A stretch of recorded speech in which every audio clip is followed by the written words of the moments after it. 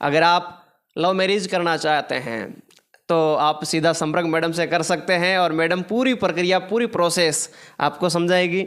Madam, love marriage की क्या process है, प्रक्रिया क्या है? देखो, रजिस्टर्ड कोर्ट मैरिज की ये प्रोसेस होती है कि पहले जो हम कोर्ट से शादी करवाते हैं उसके बाद आर्य समाज से करवाते हैं। उनको जो सर्टिफिकेट दिलवाते हैं वो गवर्नमेंट से अप्रूव होता है, राजस्थान सरकार से।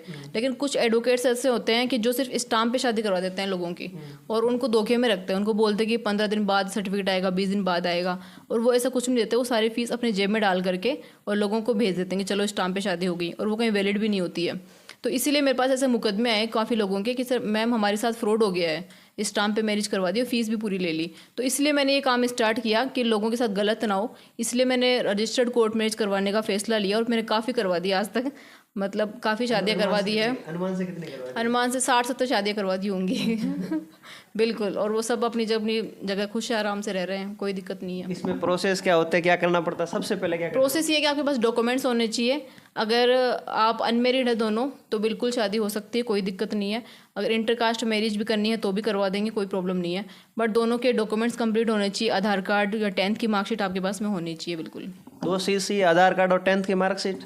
हाँ जी, दोनों के आधार कार्ड, 10th की मार्कशीट। अगर आपके 10th की मार्कशीट नहीं है तो आप स्कूल की 5th 8th क्लास की मार्कशीट, और वो भी नहीं है तो आप जन्म प्रमाण पत्र भी लगा सकते हैं। अच्छा, फिर आपने बात करी दी है अंतर्जातीय विवाह। अंतर्जातीय में कुछ फ़ायदा होता है? बिल्कुल मिलता है सर। 10 लाख रुपए सरकार की तरफ से मिलते हैं इसमें। जिसमें ये प्रोसेस होती है कि ई मित्र से एक फॉर्म भरा जाता है शादी के बाद, जो सर्टिफिकेट हम लोग देते हैं उसके बाद में। उसमें प्रोसेस ये होता है कि पहले 6 महीने में आपको 5 लाख आते हैं आपके, और बाकी जो 5 लाख है वो बाप को बाद में मिलते हैं FD बन करके, ताकि आप डाइवोर्स ना ले लो। अब ये लड़के वालों को मिलता है, लड़की वाले को मिलते हैं? ये सर दोनों का जॉइंट अकाउंट होता है, दोनों को साथ मिलते हैं।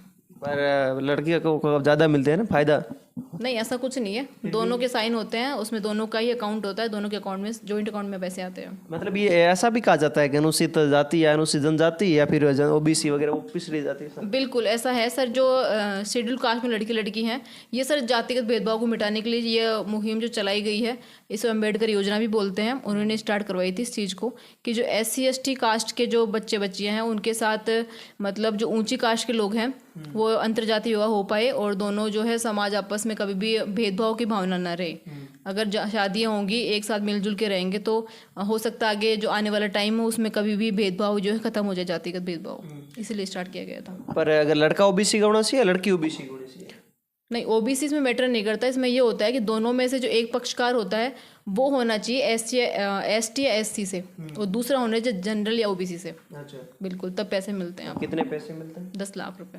अच्छा, उसके लिए प्रमाणित कहाँ से करवाना पड़ता है? उसके लिए हम जो आपको सर्टिफिकेट देंगे जो गवर्नमेंट से अप्रूव्ड होगा, उसी को जाकर के आप फॉर्म लगाइए। हम आपको पूरी प्रोसेस समझा देंगे उसके अंदर कि कैसे क्या फॉर्म लगता है।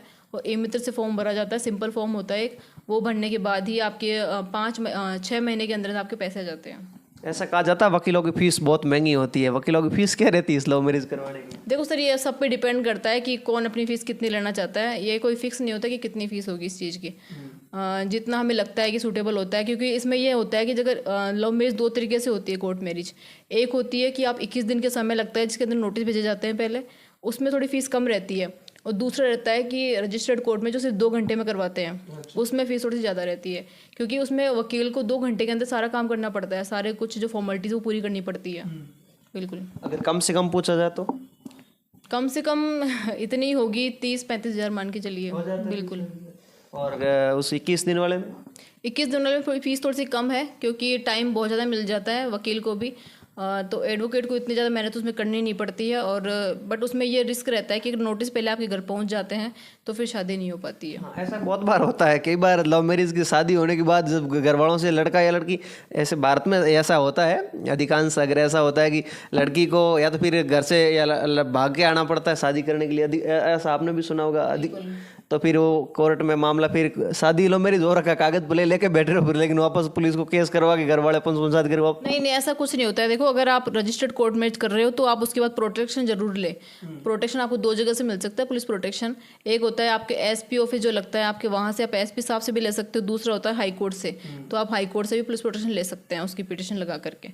तो बिल्कुल इसके बाद से पुलिस आपको सपोर्ट करेगी। आपके ऊपर अगर FIR भी है, कुछ भी चीज़ है, तो उसका कोई वैल्यू नहीं रहेगी, और आप दोनों जहाँ चाहें आपको पुलिस छोड़ करके आएगी सिक्योरिटी के साथ। ऐसा भी होता है कि एसपी के पास जाते हैं और एसपी के बाद थोड़ा दिन बाद में वो उनके परिवार वालों है वो होता है और फिर एसपी उसको परिवार के साथ भेज देते, लड़के को भगा देते हैं, ऐसा भी होता ऐसा नहीं होता है सर। ऐसा इसलिए होता है कि लड़कियां कई बार चेंज हो जाती हैं शादी करने के बाद भी, तो उससे सामने वाले का करियर स्पॉइल हो जाता है लड़के का। ये मैटर करता है इसमें, क्योंकि ऐसा माना जाता है कि पुलिस वाले अगर मिल जाते हैं आप लोगों के साथ में तो दिक्कत हो जाती है, बाकी तो ऐसा कुछ नहीं होता।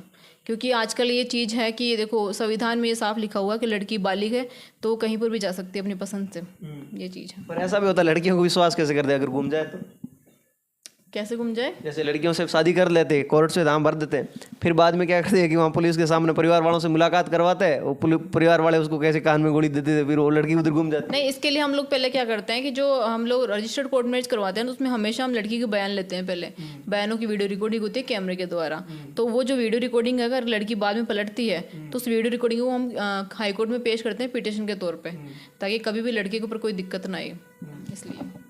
कई लड़कों के ऐसे लव मैरिज कर रखा था और कोर्ट की कागज वगैरह थे, लेकिन वो लड़कों को लड़की को ले गए, फिर वो अभी रोते ही रहते, गलियों में घूमते ही रहते। अगर ऐसा होता है कि लड़की शादी होने के बाद भी प्रोटेक्शन मिल गया, उसके बाद भी अगर लड़की को उसके माँ बाप लेकर के चले गए हैं तो आपके पास फिर भी एक रास्ता बचता है कि आप हाई कोर्ट जाइए, वहाँ एक फाइल लगती है 482 में अंडर सेक्शन में, वो फाइल आप जाकर के लगाइए और पिटिशन अगर आप लगाएंगे तो पुलिस जो उसको अपने आप लड़की को लेकर के आएगी डेट के ऊपर और कोर्ट में पेश करेगी, और हाई कोर्ट का जो जज होते हैं वो आपके साथ उनको भेज देंगे। प्रोटेक्शन अलाउ अगर हो जाता है आपका और 482 में अगर अलाउ हो जाता है आपका तो वो पक्का आपके साथ भेज देंगे, और ऐसा कोई रिस्क नहीं है, पुलिस वाले भी आपका सपोर्ट करेंगे। अब मैं थोड़ा सा ले जाता हूँ कि आपने लव मैरिज करवा दी, अगर तलाक लेना हो तो तलाक लेना हो तो भी करवा देंगे, बिल्कुल। क्या प्रोसेस क्या है? डाइवोर्स की ये प्रोसेस होती है कि पहले आपको एप्लीकेशन लगानी पड़ती है डाइवोर्स के लिए। अच्छा। बिल्कुल।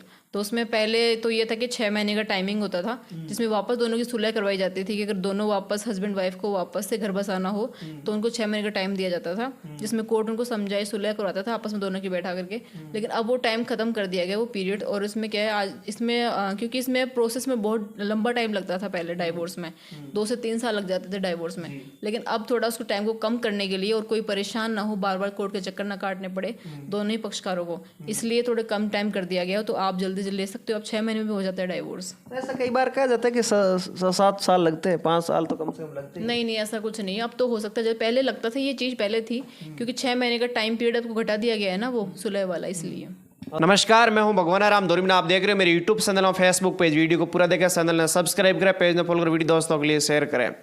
आप देख रहे हो आपके स्क्रीन पर इंस्टाग्राम के स्टार एडवोकेट पूजा जी मारोली, एडवोकेट राजस्थान हाईकोर्ट खंडपीठ जयपुर, जो राजस्थान में अपने कामों और अपने कार्यों के लिए प्रख्यात हैं, राजस्थान के जाने माने एडवोकेट हैं, राजस्थान के खंडपीठ कोर्ट हाईकोर्ट जयपुर में, जिन्होंने आपने समय दिया, इसलिए पहले तो आपका बहुत बहुत स्वागत है। थैंक यू सर, इतना सपोर्ट वो करने के लिए आपकी, कि आपने हमें बुलाया है, इतना मतलब वो किया है आपने, उसके लिए आपका बहुत बहुत थैंक यू। राजस्थान में आपका नाम बहुत प्रसिद्ध है, आपका काम बहुत प्रसिद्ध है। आप पूजा मारोली से एडवोकेट पूजा मारोली, जर्नी क्या रही इतनी लंबी? जर्नी सर ये कम से कम 7 से 8 साल की जर्नी है। पहले लॉ किया, उस टाइम काफ़ी मैंने मेहनत खुद से करी, कभी कॉलेज में क्लास लेने गई नहीं, मैंने खुद से सारे नोट्स तैयार करे और खुद ही पढ़ाई की। उसके बाद में जब पहले मेरा लीगल एड में सिलेक्शन हो गया था सिक्कर कोर्ट में, तो मैं वहीं पर काम किया करती थी और 1 साल मैंने वहाँ पे ज्वाइन कर रखा था, 1 साल तक मैंने वहाँ काम किया, तो काफ़ी लोगों से जानकारी हो गई थी। वो प्रशासन गाँव से अभियान लगा था, उसमें मेरी ड्यूटी लगाई गई थी। तो उसके बाद फिर मेरे को लगा कि यहाँ काम तो ठीक है बट इनकम थोड़ी सी कम है, और दूसरी बात यहाँ लोग जानेंगे भी कम क्योंकि ये डिस्ट्रिक्ट एरिया है सिर्फ। तो फिर मैंने हाई कोर्ट का रास्ता चुना और मैं यहाँ पर आ गई। और यहाँ आने के बाद सोचा नहीं था, लेकिन बहुत जल्दी अच्छे से केस आ गए और प्रोग्रेस अच्छी हो गई, सफलता मिल गई जल्दी। वकीलों की मैडम कम से कम सैलरी क्या, मतलब फीस क्या होती है? वकीलों की सर फीस उन पे काम पे डिपेंड करती है, अगर वो चाहें तो कम भी ले सकते हैं। जूनियर वकील होते हैं तो वो कम लेते हैं, और सीनियर वकील होते हैं थोड़ी ज़्यादा फीस लेते हैं। कम से कम कितनी होती है? मैं तो कभी कोर्ट जाने का भगवान मौका कम से कम ये केस पे डिपेंड करता है ना, जैसे अगर कोई वकील है तो अगर बेल मैटर भी है तो अगर जूनियर उनके पास काम वगैरह कम है तो वो चाहें तो आपकी 5 से 10 हज़ार में बेल करवा सकते हैं, और ज़्यादा से ज़्यादा आप 2 से 3 लाख 4 लाख 5 लाख तक भी फीस ले सकते हैं। बिल्कुल। बहुत लंबा। चलो बात अपन को वकालत से थोड़े हट जाते हैं एक दो सवाल और था पूजा जी मारोली के परिवार के विषय में। परिवार में आपके कौन कौन है, ये सवाल मैंने कई बार उसके कमेंटों में पढ़ा था। पूजा जी एक बार स्पष्ट कर दीजिए, आपके दर्शक देख लेंगे। और वो परिवार में मेरे माता पिता हैं, भाई बहन है, भाई है और उनकी वाइफ है, मेरी भाभी है, 2 बच्चे हैं उनके और मैं हूँ बस। अगर 2 भाइयों का झगड़ा है, एक भाई ने एक भाई की जमीन को हड़प लिया है, तो उसको कैसे छुटकारा पास? उससे देखो आप कोर्ट में अपील कीजिए। अगर आपके पास इस चीज़ का है प्रूफ कि सामने वाला गलत कर रहा है या मैं सही हूँ, तो आप उस चीज़ को कोर्ट में प्रूफ कीजिए और कोर्ट पूरा आपका सपोर्ट करेगी। जैसे किसी के एक भाई है और उसकी ज़मीन उसका नाम है, कोर्ट है, सब कुछ है, फिर भी उसकी ज़मीन अगर किसी के पास में है, कब्जे में है, वो अगर उसके अंदर बैठा है, निकल नहीं रहा, तो क्या करना पड़ेगा? देखो कब्जा ऐसे नहीं किया जाता है। कब्जे के पीछे रीजन होता है कि आपके पास बिल्स वगैरह हैं उस जमीन प्रॉपर्टी के, लाइट के बिल हैं, पानी के बिल हैं, इस आधार पर ही कब्जा हो सकता है, कोर्ट से स्टे मिलता है। तो आप उस चीज़ को प्रूफ कीजिए कि ज़मीन आपके नाम पर है पहले से। अगर प्रूफ कर पाएंगे कोर्ट में, तो कोर्ट आपका पूरा सपोर्ट करेगा और ज़मीन आपको वापस मिलेगी। कोर्ट में कई प्रकार के लोग आते हैं, अधिकांश दुखी लोग आते हैं, अधिकांश गरीब लोग आते हैं, पर कोर्ट में कैसे लोगों न्याय कैसे लोगों को मिलता है? सर न्याय देखो डिपेंड करता है कि अगर आप सही हैं तो आपको न्याय जरूर मिलेगा। ये बिल्कुल भी ऐसा सच नहीं है कि अगर आप गरीब हो तो आपको न्याय नहीं मिलेगा। न्याय बिल्कुल मिलेगा सर। अगर आपके पास में इस चीज़ के लिए प्रूफ है और आप अपने जगह पर आप सही हो, तो आपको न्याय पक्का मिलेगा सर। अधिकांश ये होता है, न्याय थोड़ा सा लेट मिलता है लेकिन मिलेगा सर वो। एक कोर्ट में डायलॉग आपने भी सुना होगा कि तारीख पे तारीख, तारीख पे तारीख। सर तारीख पे तारीख इसलिए मिलता है क्योंकि बहुत सारे मैटर्स हैं और कोर्ट के पास इतना कम टाइम होता है कि वो कम टाइम में बहुत सारे मैटर सुनती है। तो उनके पास इतना टाइम नहीं होता है कि वो जल्दी से जल्दी निपटारा कर दे, क्योंकि कोर्ट का ये होता है कि किसी निर्दोष को सज़ा नहीं मिलनी चाहिए। चाहे लेट थोड़ा सा हमें न्याय जो है थोड़ा सा देरी से मिले, लेकिन आपको न्याय मिलेगा। तो थोड़ा सा आपको करना पड़ेगा सर, उसमें वेट करना पड़ेगा। पहले मैं मास्टर था तो मुझे भी ऐसा लगता था, कोई बच्चे दो आपस में झगड़ के आते थे तो काफ़ी देर उसकी तरफ देखता था कि क्या मामला कैसे सेट करना है, अपने आप हो जाए तो ठीक है। थोड़ी देर बच्चों की तरफ मैं देखता था तो बच्चे अपने आप थोड़ी देर मेरी तरफ देख के चले जाते थे। तो ऐसा नहीं कि कोर्ट ऐसे सोचता है कि थोड़ा दिनों बाद में अपना मामला ठंडा हो जाए। नहीं सर, ऐसा बिल्कुल भी नहीं है। कोर्ट ऐसा कभी भी नहीं सोचता कि यहाँ से कोई निराश वापस जाए। हम हमेशा यही सोचते हैं कि अपनी तरफ से हम बेस्ट करेंगे, सामने वाले को इंसाफ ही दिलाएंगे, क्योंकि इसलिए कहा गया कि सत्य में जयते, सत्य की जीत होती है सर। थोड़ा देरी से मिलेगा न्याय, लेकिन जरूर मिलेगा। एडवोकेट बनने के लिए क्या प्रोसेस? एडवोकेट की सर ये प्रोसेस है, पहले आपको लॉ करना पड़ेगा, उसके बाद में रजिस्टर्ड जो है बार काउंसिल से रजिस्ट्रेशन कराना पड़ता है, लाइसेंस मिलता है। उसके बाद आप एडवोकेसी में जो है अपना लक आजमा सकते हो, और अगर आप सफल होते हैं तो बहुत अच्छी बात है। अगर वकील बनना है तो जैसे किसी ने 12th कर रखा है और उसको वकील बनना है तो क्या प्रोसेस? अगर किसी ने 12th कर रखी है तो वो 5 ईयर लॉ भी कर सकते हैं और चाहे तो 3 ईयर लॉ भी कर सकते हैं। आफ्टर 12th तो 5 ईयर लॉ चलती है, जिसमें 5 साल का होता है वो, और उसके अंदर आप लॉ के साथ साथ जो BA BCom जो होता है आप कर सकते हो बिल्कुल। मतलब जिसने किसी ने परसेंटेज के अनुसार करवाते हैं या फिर कैसे किसी नहीं सर, परसेंटेज का कोई रोल नहीं होता, बस आपकी पढ़ाई अच्छी होनी चाहिए। कॉलेज में अगर आप आए हो तो थोड़ा सा फोकस करो उस चीज़ पे, बैरेक्ट वगैरह पढ़ो, तो एडवोकेसी सिंपल है बहुत। जैसे किसी ने 12th किया और उसको पहले क्या करना पड़ेगा, कहाँ से कॉलेज पढ़ना पड़ेगा? आफ्टर 12th उसको फॉर्म लगाना पड़ता है पहले, और इसमें एंट्रेंस एग्जाम लगती है, उसके बाद ही आपका सिलेक्शन होता है। आप चाहे तो प्राइवेट भी कर सकते हैं लॉ कॉलेज वगैरह में। राजस्थान में अभी हाई कोर्ट या कोर्ट, 2 लोगों के लिए जाना, भगवान करे किसी को कोर्ट ना भेजे। एक तो ज़मीनी विवाद और एक अधिकांश होता है जो लव मैरिज के लिए। पहले मैं ज़मीनी विवाद के लिए पूछ लेता हूँ, कैसे ज़मीनी विवाद हो अगर तो उसको कैसे निपटा जाता है? देखो अगर आपका ज़मीनी विवाद है, कोई आपको स्टे वगैरह लेना है, तो आप कोर्ट जाइए, जो सबसे छोटी कोर्ट लगती है आपकी सेशन कोर्ट, उसमें जाइए। अगर आपको उससे नहीं संतुष्टि होती फैसले से तो आप आगे जाइए और हाई कोर्ट में अपील कीजिए। किसी के 2 भाइयों का झगड़ा है ज़मीन का, कैसे निपटना होगा? उसका अगर झगड़ा है 2 भाइयों में, तो उसका साफ से सॉल्यूशन आपके पास में, आपके प्रूफ में, आपके पास प्रूफ हैं तो आप जा सकते हो कोर्ट आपका बिल्कुल साथ देगा देगा। मैं यही करना चाहती हूँ कि जितना लोगों ने मुझे प्यार दिया है, चाहे इंस्टाग्राम से दिया हो चाहे कैसे भी दिया हो, लोग मतलब मेरी फ़ोटो दिखा कर कोर्ट में पूछते हैं कि ये कहाँ बैठते हैं, तो इससे ज़्यादा क्या होगा मेरे लिए कि जो सीनियर एडवोकेट है वो भी ये सोचते हैं कि ये लड़की इतनी जल्दी कैसे प्रोग्रेस कर ली, कि लोग फ़ोटो दिखा के पूछते हैं कहाँ बैठते हैं, हम इनसे केस लेंगे, इनको केस देंगे अपना। तो ये लोगों का प्यार है, उनके लिए मैं बहुत बहुत शुक्रिया करना चाहती हूँ कि लोगों ने बहुत सपोर्ट किया यहाँ तक आने के लिए। आप देख रहे हो आपकी स्क्रीन पर राजस्थान हाई कोर्ट खंडपीठ जयपुर के एडवोकेट पूजा जी मारोली, जिन्होंने अपनी बात रखी। हमें समय देने के लिए आपका बहुत बहुत शुक्रिया। दहेज सर, दहेज बिल्कुल लड़कियां लगाती है, और आजकल तो ऐसा सुना जाता है कि बहुत सारे जो केस लगते हैं वो झूठे केस होते हैं दहेज के, लालच में करवाए जाते हैं या कैसे भी करवाए जाते हैं। बट अगर दहेज का केस देखो लगा है तो हो सकता है कि लड़के की फैमिली की भी गलती हो सकती है कहीं पर जा करके, तो सुना जाना चाहिए दोनों ही पक्षकारों को। अगर लड़की की जो है लड़की सही है अपनी जगह, उसके साथ में अत्याचार हुआ है तो उसको न्याय मिलना ही चाहिए। दहेज का ये होता है कि वो दहेज आपकी अगर शादी हुई है तो 7 साल के अंदर के पीरियड पर भी आप दहेज का केस लगा सकते हो, उसके बाद नहीं ला सकते। अच्छा, बिल्कुल। और आपकी ओर से दर्शकों को कुछ कहना चाहो, या फिर जो युवक युवती हैं जो लव मैरिज करना चाहते हैं उनके लिए कुछ कहना चाहो तो? बिल्कुल, अगर किसी को भी करनी हो तो आप बेझिझक आ सकते हैं कोर्ट में, और वकील आपका पूरा साथ देंगे। और कभी भी स्टाम्प पे शादी ना करें, बस मेरा यही है, क्योंकि स्टाम्प पे हो सकता है कि वकील आपसे पूरी फीस ले ले, बट आपके स्टाम्प पे डाइवोर्स या स्टाम्प पे शादी कभी भी मत कीजिएगा, क्योंकि इससे रिस्क आपको ही होगा, वो वैलिड कभी भी नहीं मानी जाती है। तो जो आपकी रजिस्टर्ड कोर्ट मैरिज करवाए हमेशा उनसे ही सलाह लें और उनसे ही आपका काम करवाएं। पूजा जी मारोली, एडवोकेट पूजा जी मारोली राजनीतिक में भी रहते हैं? बिल्कुल सर, राजनीति में इंटरेस्ट है और बहुत जल्दी राजनीति में आने का विचार भी है, बट थोड़ा सा एक बार ये है कि थोड़ी वकालत और लंबी कर ली जाए, उसके बाद किया जाए राजनीति में। नहीं, पैसे वैसे तो अच्छे कमा लिए हैं और भगवान की दया से केस भी अच्छे आते हैं। तो फिर लंबी वकालत क्यों, जनता की सेवा में आ जाइए।